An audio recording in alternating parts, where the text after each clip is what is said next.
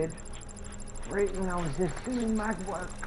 So, as predicted, the deceased turned out to be Harper Lloyd. That went smoothly. I'll print this out and attach it to the medical records.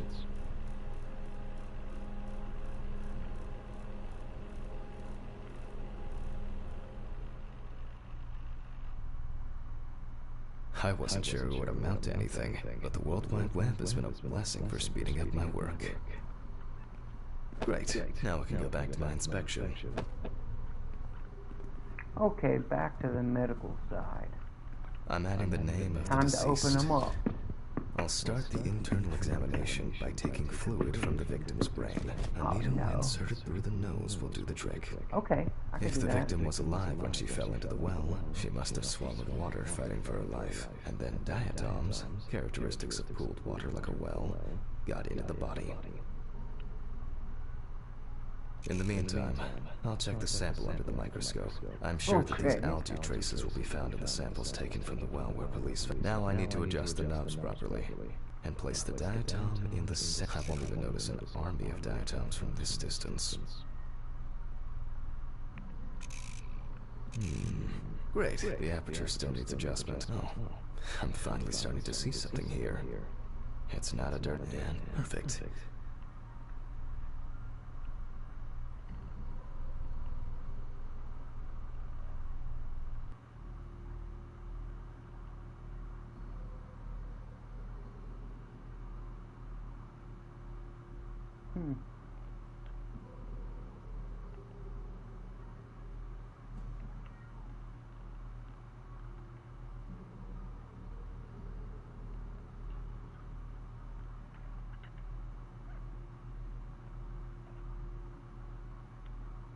As expected, we find the aforementioned algae in the solution. Their upper part, epitheca, which overlaps the lower, hypotheca, is clearly visible. The presence of diatoms in the brain samples taken indicate that the deceased was certainly alive when she fell into the water. Okay.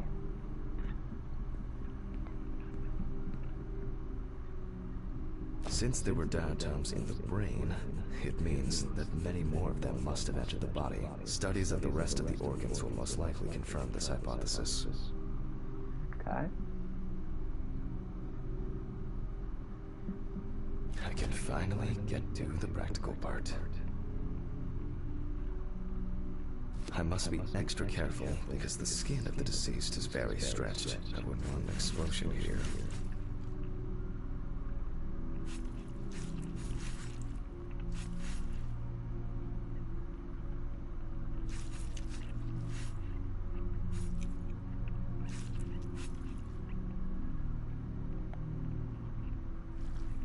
You can immediately see a very large swelling of the organs. In addition, all internal organs are very congested.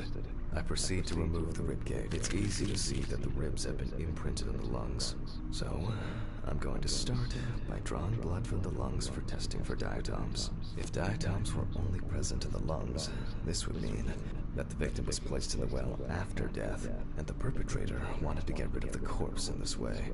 Now, taking the lungs in my hand, I feel that the tissues have lost their elasticity, which is the result of water emphysema. In addition, there is significant swelling of the organs, and as a result, corpses found in water are worth. However, I can't count on such luxuries, so I must reach for a more archaic technology: a bucket and water. Oh, fudge. I need a bucket, bruh. Whoa, somebody's looking out that room, yo. What? Somebody was looking out there. Y'all seen it? Has anyone been here? I hope no one dipped a mop in it. It's best to go to the lab for this.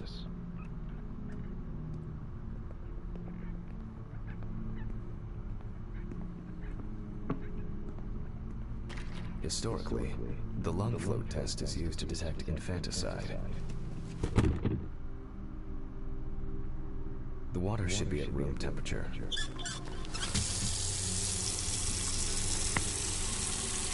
That's enough. To test for this, I have to place the lungs in a container of water. This checks if there is air in the lungs. And speaking of lungs, everything is ready to bring them here.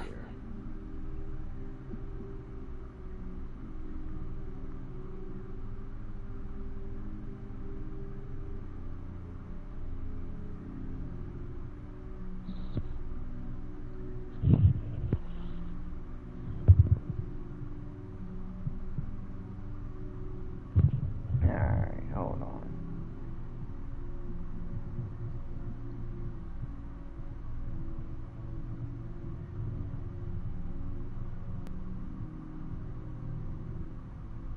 Now here we go.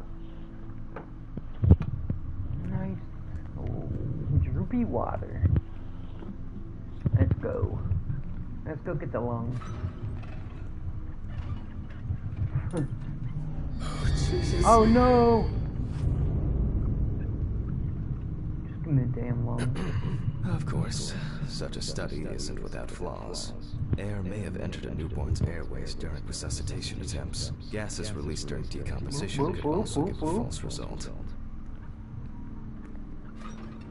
In this case, however, it's about something else. Namely, the amount of fluid in the lungs.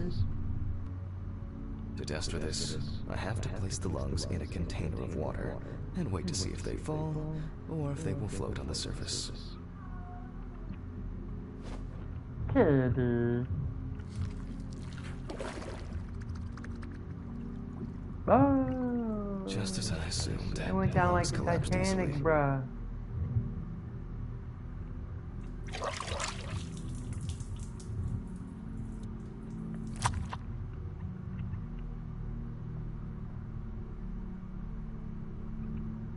To catch breath underwater, but it could also be the result of bacterial infections or cancer, so further investigation is needed. I move on to dissecting the lungs of the deceased.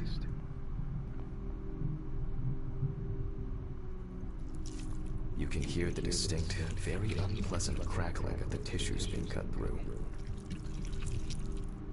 The parenchyma is remarkably pale, although small hemorrhagic foci and petechia are present on the surface. Petechia.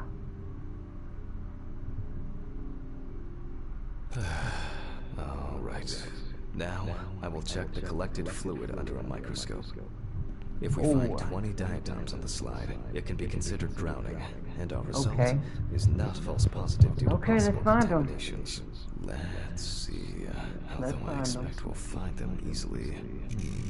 Great. The aperture still needs adjustment. The image is too dark. Oh, I'm finally starting to see something here. It's not a dirty lens, I'm afraid. Perfect.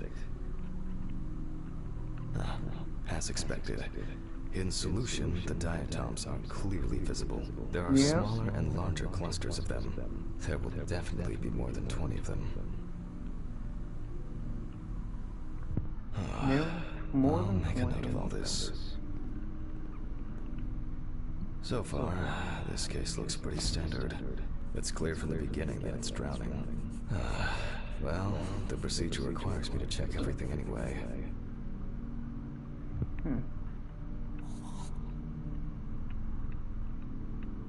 Oh. On to checking the other organs. Heart? Ligate the heart, and then remove it for inspection.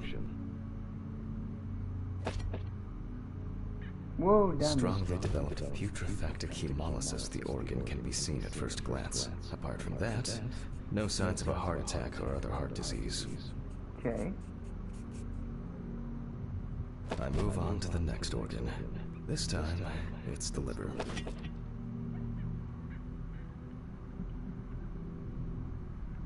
It's immediately apparent that the deceased didn't care for herself. Like most organs, her liver is enlarged and severely congested. The beginnings of cirrhosis are visible in some areas.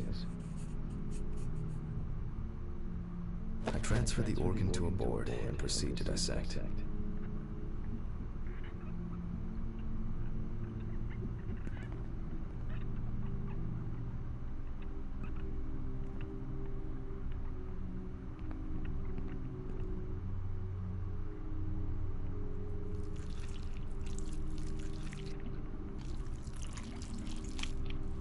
Oh no.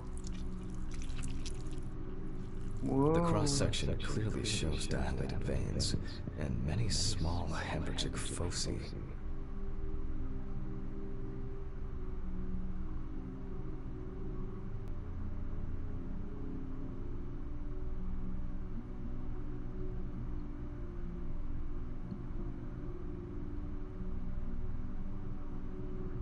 Okay. I must admit that this is quite a feat, considering the rather young age of the deceased. Harper enjoyed drinking so much that she might not have lasted a few more years.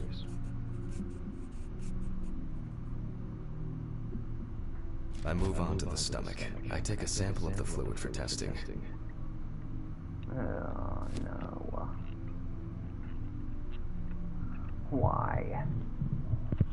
So sick of fluid samples. They're getting annoying. It looks very turbid. I'll see what happens after spinning, but that's in a moment.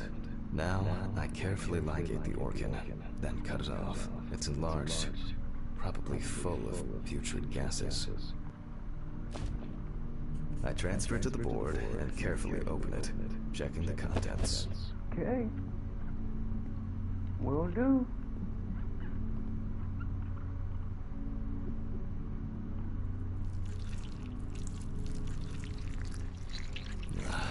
One thing you'd never get used to is how much this task smells. Ooh.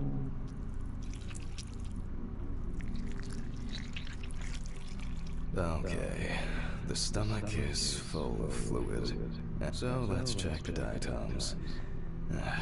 Again, but in a centrifuge for a change. The problem with my own but trusted centrifuge.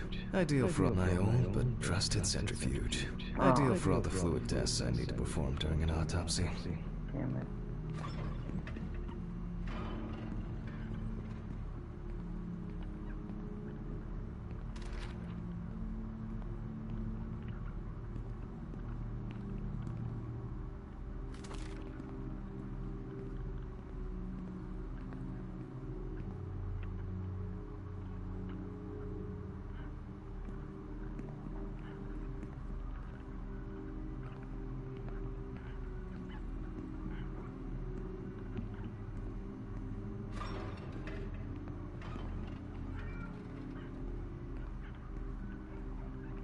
Okay, this is one last little sample. Now, set.